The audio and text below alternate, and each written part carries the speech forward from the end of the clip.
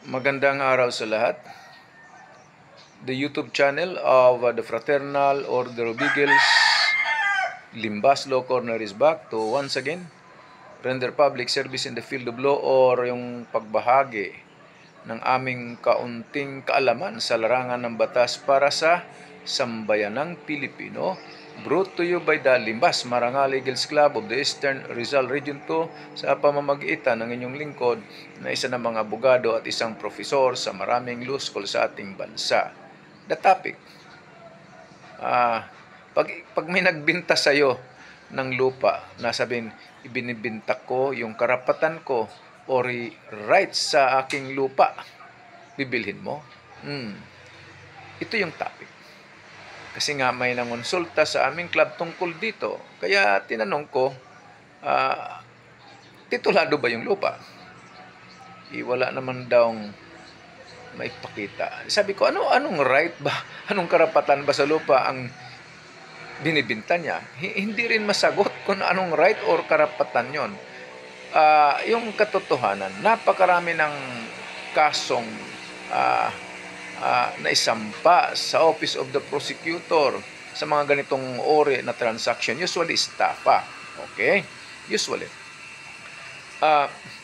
Anong right nga ang binibinta? Ang karamihan ay ganito ay matagal na po kasi kami sa lupang ito na kinatirikan ng bahay namin. Ano ngayon kung matagal? Anong karapatang meron ka? Okay? So kung kayo ang buyer, alam niyo may titulo ba? Wala naman pala. Ano ba ang karapatan ninyo? Ang karapatan dahil matagal na nga. Tika muna i-verify ninyo ng maigi sa city or provincial assessor or sa registry of deeds. Itong area ng lupang ito, may titulo ba? Kasi baka itong lupang ito ay narehistro na under the Torrens system o meron ng transfer certificate of title na pabor sa isang individual. Nako, kahit na anong tagal pa ng paninirahan nila doon, hindi sila ang maging may-ari. At karapatan, anong right niya? Anong right meron? So, maraming tanong tungkol sa right na ito na maaaring maging ugat or sanhi ng inyong problema at maging kasuhan na. At sabihin mong, di, mababawi ko naman ang pera ko. Sige, mababawi. Well, nasa sa inyo na yon. Pero kung sa akin lang, hindi. Pero minsan, hindi ako bibili. Meron namang iba, magpapakita, ito, merong nagbabayad kami ng buwis. Tandaan natin, yung tax declaration at pagbabayad ng buwis sa real estate tax, hindi yun ebidensya na siya ang may-ari ng lupa.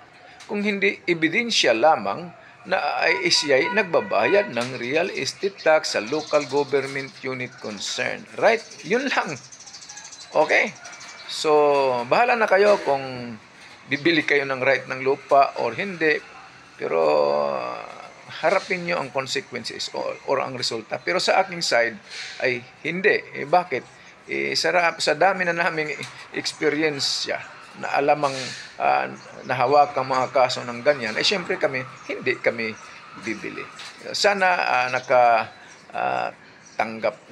nakatulong na naman itong Limbas Marangal Eagles Club ng Eastern Rizal Region 2. Maraming salamat at magandang araw sa lahat.